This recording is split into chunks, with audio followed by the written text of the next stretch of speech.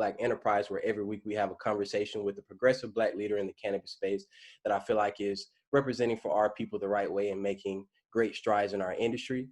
This week we have Mrs. Wanda James, the CEO and founder of Simply Pure. How are you doing today, Wanda? Really well. How are you doing today? I'm doing great. Congratulations on your new puppy. We were talking before we got on that you just got a Great Dane puppy. I just got a Doberman puppy a few months ago, so I'm stressed out as well. Not sleeping, the whole good stuff though. Right. So Yeah. before we get into the cannabis conversation, I would love for you to give us a quick background on your professional backstory and kind of what led you into the cannabis space. Sure. It's kind of crazy when you think about being involved in cannabis. And I was doing an interview with my young lady from my alma mater, CU, about 3 or 4 years ago, and she said, did you always dream about being, a cannabis entrepreneur and selling cannabis and having a dispensary? And I says, well, no, because when I was in college, to be able to do that would have made me a drug dealer. So, big difference between being a drug dealer and being a cannabis entrepreneur. Which is really just a tax certificate is what the big difference is, right? So no, I mean, this is obviously something that 10 years ago we decided to take a step into this more as a political step, as my background has been in politics for the last 25 years of my life. I ran for Congress in Los Angeles, I don't know, a bunch of years ago. Diane Watson won the seat, but from there, really started working with a lot of candidates and being part of a lot of election teams. And then on to run a number of campaigns, and one being Congressman Jared Polis, who is now Governor Jared Polis of Colorado, in 2008. Also in 2008, I was on Barack Obama's National Finance Committee, and we knew that once he was elected that we would see the Ogden memo come out from his Department of Justice, allowing for states to start to decide how they wanted to legalize cannabis sales, medicinal at the time. What brought us to this was my brother had been arrested when he was 17 years old with 4.5 ounces of weed. That led him to a 10-year prison sentence. 4 of those years, my brother spent as an 18-year-old man in a maximum security prison picking 100 pounds of cotton per day to purchase his freedom. Let me say, and I always want to say that twice, so I need everybody to hear that in the mid-1990s, a 17-year-old Black boy, when he turned 18, was put into a prison where he had to pick 100 pounds of cotton a day to purchase his freedom for 4 ounces of weed. Now, for people that don't know 4 ounces of weed in a baggie, back in the day, it was 4 fingers in a sandwich baggie. So we're talking about $160 worth of cannabis. When I found this out about my brother, his experience was very different than mine. I grew up here in Colorado, off and on, a military father, went to a white university, University of Colorado. I had never seen anybody get arrested for cannabis. I had never seen anybody harassed over cannabis. As a matter of fact, the cops would walk by us on campus as we're rolling, joints, and they would just tell us, put that away. And we'd put it away, cops would come back out, we'd start rolling again. I didn't know that 800,000 people a year were arrested for simple possession and thrown in jail. So long story short, that really upset me to the point to where we wanted to do something very different. And we wanted to open up a dispensary, put a Black face on it, and quite frankly, use the privilege of our political connections to be able to go hard and talk about this publicly. And we did.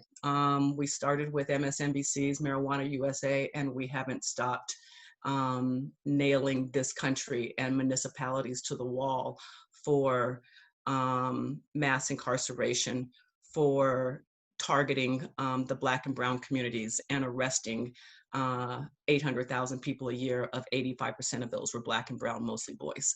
So we've been fighting this for a very long time, and that's why we're in cannabis. Right. You're a true pioneer of the industry, and I'm interested to know from your perspective, how do you feel that social equity and the reversal of the criminalization of cannabis on our communities, how do you think that's been progressing over the last 10 years that you've been in the industry?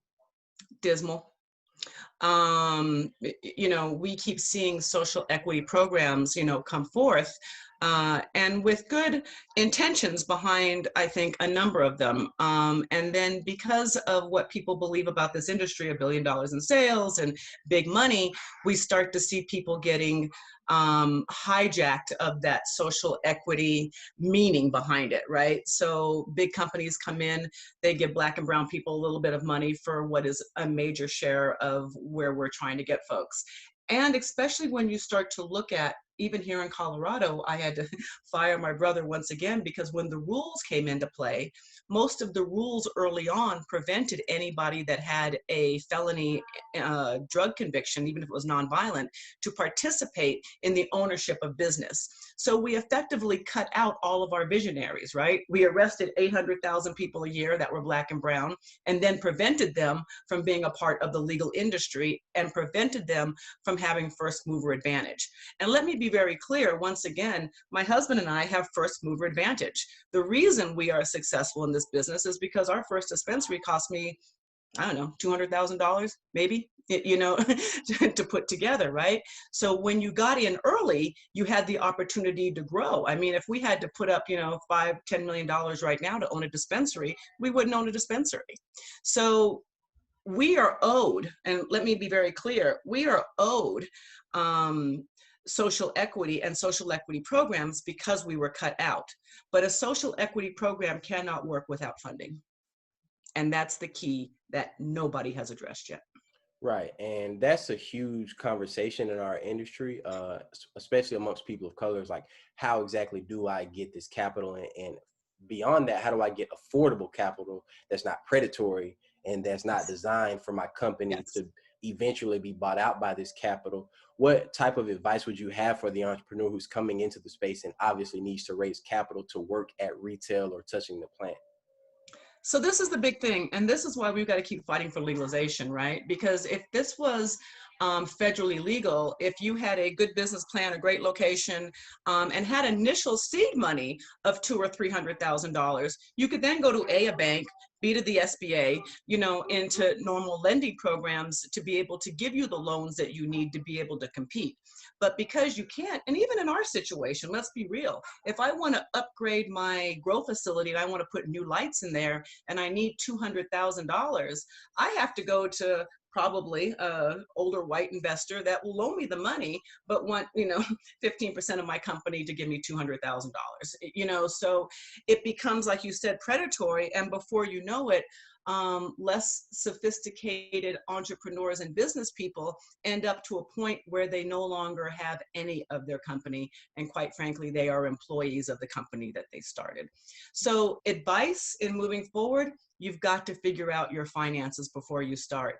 And the one big thing that nobody addresses is the 280E tax. And as long as that this industry is under federal prohibition, 280E is a tax code that goes against anybody that is plant touching, which means that 50 to 80% of your profits immediately off the top go to the federal government because we don't have write-offs. So you have to be able to plan for the first, if it's another 2 years before legalization, you're not going to make profits. You're not. It's almost impossible to do, or your profits are so small that Right. they don't account for what people think that they are. And to kind of go a little bit more in depth with what you just said, what do you think the effects of raising capital have been since so many of these larger companies, such as like Aurora or Acreage, when they came into the industry and raised these billions of dollars, now that they're all insolvent, what effect do you think that has had on other companies who've actually managed to sustain in cannabis who still need to raise capital today? So, true entrepreneurism, it's find your leg up when things are looking bad, right? The companies that made it through the Great Depression are now America's greatest companies, or America's most profitable companies. It's important as a business person, as an entrepreneur, that you find how you're going to, find ways to be able to, get through the process as as these big companies are falling. For instance, right now, capital raises for all Black companies right now, or Black run or Black majority held companies, is kind of at an all-time high, because I think white investors and white companies are starting to understand, unless your C-suite, unless your investments are looking a little bit more like America, you may have a hard time, moving forward and having a hard time with PR as people start to look at what companies are being equitable. So right now, I would say to Black entrepreneurs, have your plan. And that's the biggest thing that we don't come up with. It must be written down, and you must be able to show an investor, one, how you're going to get your money back, two, how you're going to make a little bit of money on the money that you raised, and three, if we do a really good job at this, are you going to reinvest, some of that money? Because you always want to cultivate your investors to be able to keep them. So you've got to have that plan worked out.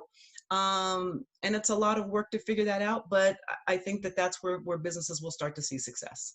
Right, I agree. And you said something that I think is really important. And I think as someone who's worked in politics and legislations, you're probably very adept at looking at detail. People, now that we're starting to hear the conversation around federal legalization, what precisely has to be in that process for people of color to actually benefit from federal legalization and not be left out of the conversation once it actually rolls out? So look, when we first started talking on, I said, how raw do we want to get on this one?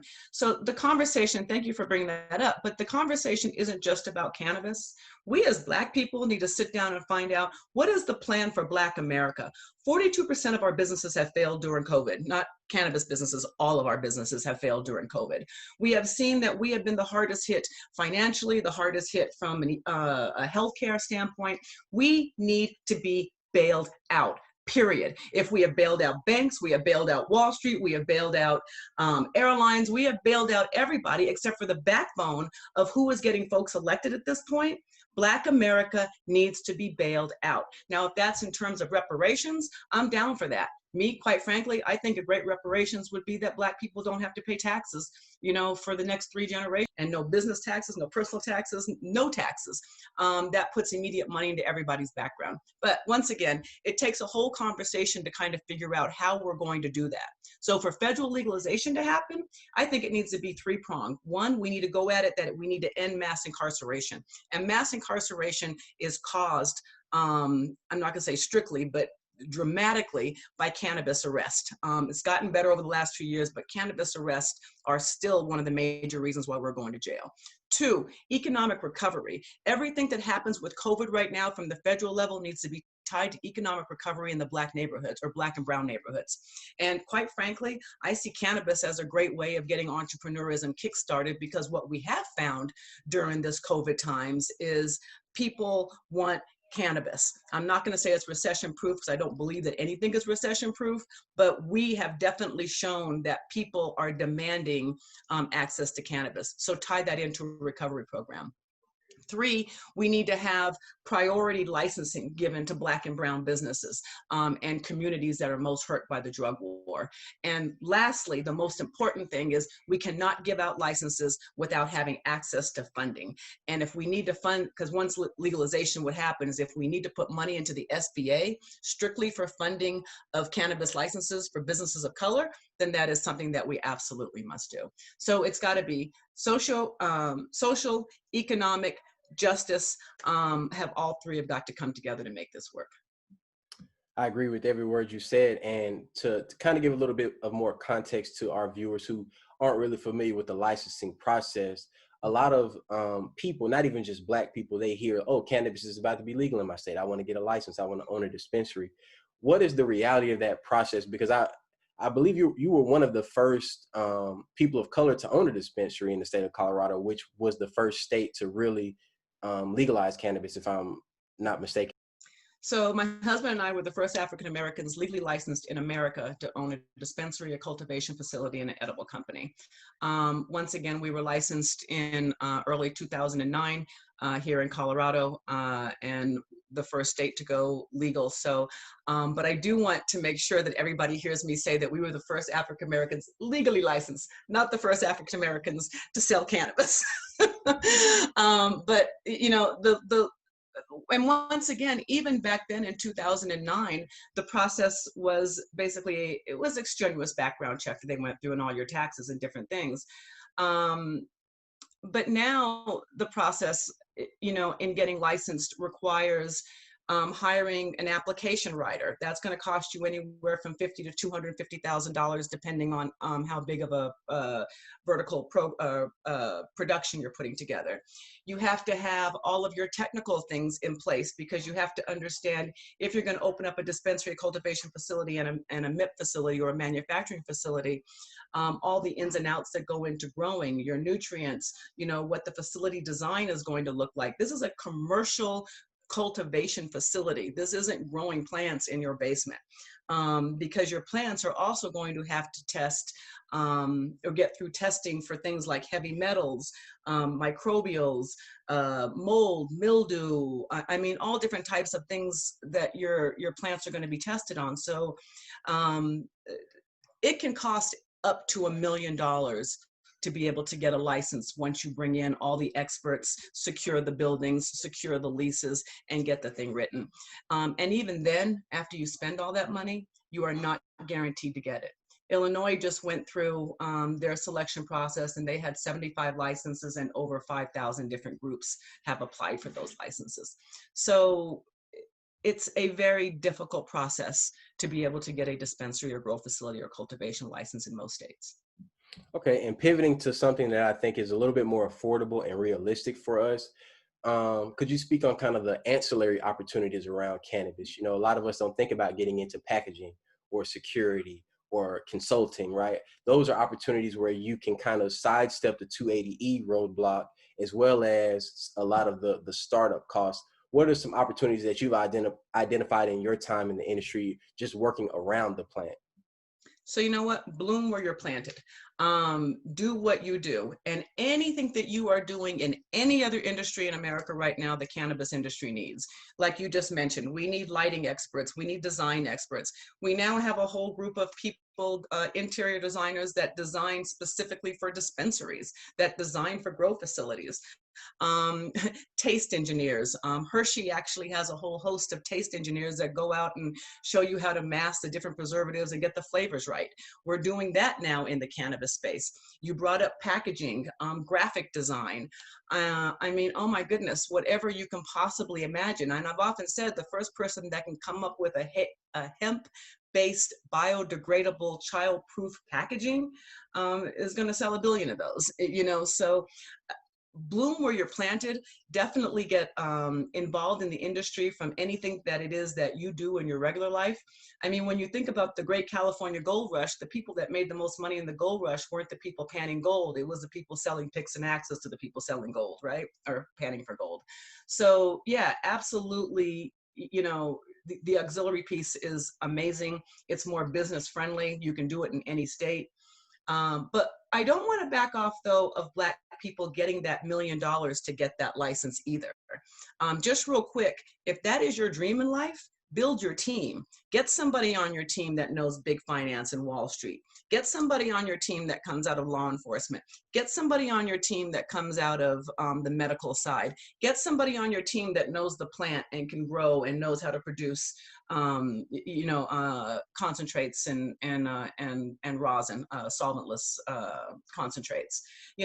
By all means, put that team together and go compete. Don't let anybody tell us that we're not good enough to compete, but just know it's a very different process, and no one person will ever get a license again. It's a team effort. I think I would be doing a huge disservice if I didn't ask you this as well. How do you feel about the 2020 election and what that outcome is going to have on the cannabis industry either way, and what you would like to see? So I don't know if your folks know or don't know, but I was on Kamala Harris's National Finance Committee. I am now on Joe Biden's Finance Committee. Or National Finance Committee. I am all in on 2020 going to the Democrats. I'm all in on Kamala Harris. She is an amazing fighter for what it is that we're trying to put forth. She came out in a interview a couple of days ago, I believe on CNN with Dana Bash, and said that we have to legalize cannabis. So they are looking at decriminalization, they are looking at legalization. Those things have to happen for us to be profitable and to be able to move forward. Now, will the Republicans do it as well? I'll be flat out honest with you. I don't know if the Republicans have a plan. And I don't know, and I don't want to be disparaging. I know that we have people on both sides of different things, but honestly, as a Black entrepreneur and as a woman, I couldn't even begin to fathom what America is going to feel like for somebody like me, should Trump win again in 2020. So we are fighting hard to see a more liberal aspect of where America needs to be. We are fighting hard to let people know that Black Lives Matter. And in my business and in Simply Pure, our dispensary, we dance on the right side of history. We are proudly, proudly, proudly supportive of Black Lives Matter, of defunding the police, of bringing back a more liberal aspect to how America is run. It is ending mass incarceration.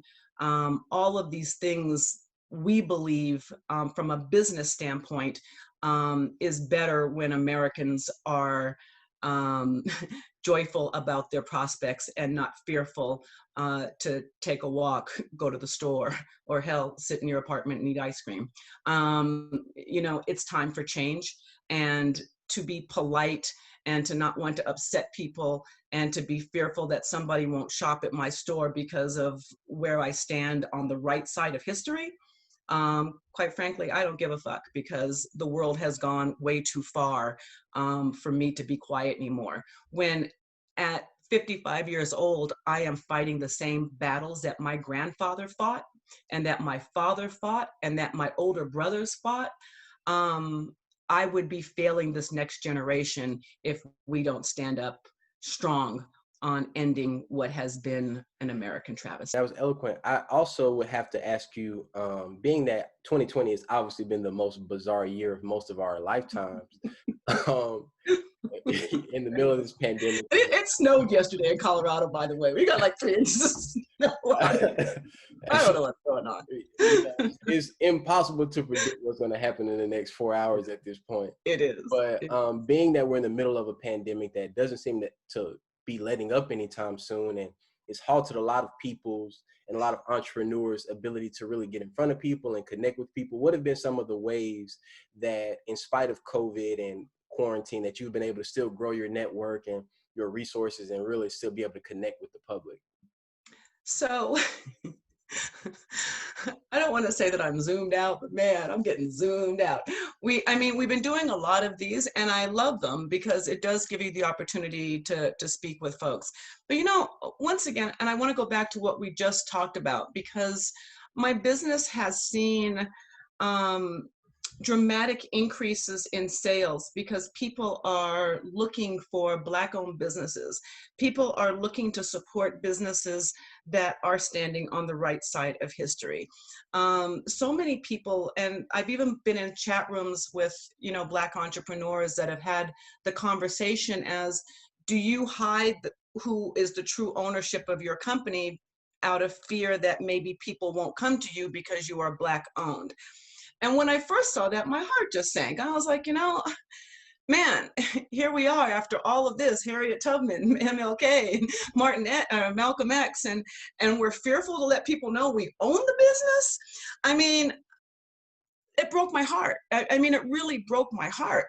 And I'm here to want to change that aspect, because we need to be proud of our Black ownership. We need to be proud of the fact that we have a Black lawyer, a Black accountant, that our dispensary is Black owned. I mean, we need to be proud of that aspect, you know? And here's the thing, we run an amazing store with amazing products, and we're proud of what we do. And so I think the idea of dimming our light so that others don't feel uncomfortable around us is the wrong move entirely. And I know the quote from that Mandela used, that Marianne Williamson had originally came up with, but you know, it's our deepest fear is our own light. And honestly, as Black folks, we just need to shine. And as Americans right now, and where we are in history, we have to dance on the right side of history, not just step on the right side of history, not just tip our toe on the right side of history, but we got to go full bore now and stand up for what's right. And there aren't good people on both sides. There is a right side and a wrong side. Right.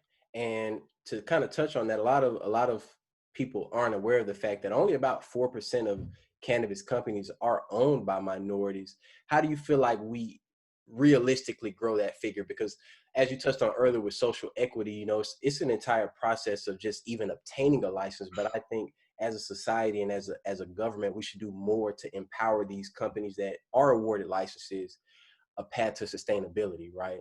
How do you feel like we all need to kind of coalesce together and grow that ownership number? Yeah, I mean, that's crazy, right? 4% out of this multi-billion-dollar industry that we're at. And then if you look at, I mean, I don't want to say I'm cutting out California, but California is in the midst of growing probably some of the largest Black ownership in America once they figure it all out and get it together. And they're working through it. But if we took California out of the mix, I believe that there is probably less than 10 Black-owned dispensaries across the country, which is shocking. So how do we catch up? How do we make social equity happen? Um, I'm not sure that we can. I think that there will be a few owners that come up. I think California will do what it's going to do. Hopefully Chicago gets it, or Illinois gets it right. Hopefully New York gets it right. Florida, Texas, you know, we'll see what happens. But trying to catch up is already difficult when you have companies that, you know, are raking in the kind of money that they are. So how do you catch that up? I think that we need to look, quite frankly, at supplier diversity. It's like you talked about before, the ancillary businesses. I mean, you know, paper goods, computers, IT, security, making sure that when these licenses are awarded, that the states and municipalities also attach to them that they have to use, you know, X percentage of minority suppliers. I think that that will help bring in more people into the cannabis space. The bigger thing that I also want to look at is for these big companies that are out there that aren't going to go away, they're just going to get bigger. I want to demand, what does your C-suite look like? What does your board of directors look like? What does your middle management look like? Do you have a pipeline, you know, with job creations on the bud tender or the trimmer level? Are you in contact with your local NAACP and Urban League? It really annoys me sometimes when people, especially in Colorado, say, well, we just couldn't find any Black, you know, entry level folks. I'm like, well, where'd you put ads in? Well, you know, in Westward. And I'm like, well, there aren't too many Black people wearing, you know, reading Westward. So we've got to train white companies, you know, where to go to find, you know, the labor markets that look like us. So those things have to happen to be able to create at least a somewhat equitable industry, but it's going to be hard. Yeah, and to touch on what you said, I think something that's going to be really consequential that shapes the entire industry for us, I think over the next 30 some odd years, is once legalization finally hits the deep South, where there is just such a huge concentration of Black people. It's like we have to really empower those particular people to get into the industry, because a majority of us are still concentrated in the Southeast. So I think that's something that we all should watch and pay attention to. And like you said, like Florida, Georgia, once it legalizes, and it's such a great agricultural region Mm-hmm. that I think Mm-hmm. it's a real opportunity for Black people if we figure out how to capitalize on it. I would love to see all the Black farmers in the South. You know, the Black farmers is actually a legal name that a certain group of people have. It would be fantastic to see the Black farmers actually get a majority of some of those licenses to start growing. It would be amazing to see the HBCUs create a management track so that when young people are coming out of these HBCUs, that they are ready to go into the management of cannabis firms. I would even love to see a, prison to cannabis pipeline. So, folks coming out of prison, whether it was for nonviolent drug offenses, or just wanting to learn, how to be growers or how to be a part of the industry that got them locked up. I would love to see something like that happen. Yes, I agree 100%. I'm actually from Alabama, so I've There you been go. I've seen, the effect that the war on drugs still has, because in the Yep. South, you can still go to prison today for cannabis. But I really appreciate your It's funny, just real quick, it's funny. I use time. Alabama a lot when people ask me, how do I feel about, or when white folks ask me, how do I feel about, the fact that we sell so much cannabis? And I use Alabama because I'm sure that last night on the streets in Alabama somewhere, there was a Black kid that got locked up for selling, a $40 bag of Mhm. weed. And here I am up here on, this internet show talking to however many people about the 25 pounds that we sold, yesterday. So Yeah. it just seems obscene to me that somebody is actually going to jail for selling what I just sold a massive amount of, over Labor Day weekend. It makes zero sense because it's not about public safety, right? Right. You know what I mean? So why did we put this kid in jail? It's an economic piece. It's because America has never been without a slave labor class. And quite frankly, that's what we're trying to figure out, is how do we replace the slave labor that we get from mass incarceration? Man, that's a powerful statement. When you mention it, it's something that you never really fully wrap your mind around until somebody mentions it to you. But thank you, Wanda. I really appreciate your time. This has definitely been one of my favorite interviews. Very informative. I would love for you to give our viewers an idea of where they can follow you, your company, and your story moving forward. You got it. So if you're ever in Denver, Colorado, please come by and see my happy place, as I like to call it, Simply Pure Dispensary, which is located in the North Side neighborhood, low high, right out of downtown Denver. Our website is simplypure.com, and you can follow me at Wanda L. James on Twitter, Instagram, and on Facebook. And if you love Great Danes, you can follow our new Great Dane puppy at Mile High Malcolm on IG. I will definitely follow. I'm contemplating making an Instagram for my puppy also. Do it. I don't know if I'm ready for the responsibility yet. I know. Do it. Do I it. don't Do want it. to fail her. But thank you so much. Thank you so much for doing this. I really appreciate it. Oh, and just really quick too, I have to mention, so what got me started as an entrepreneur back in 1997, February of 1997, I had the great honor to appear on the cover of Black Enterprise magazine when I left corporate America and we opened up a restaurant. So it's really great to be here in with Green Enterprise talking about leaving entrepreneurism for being a weed dealer. Yeah.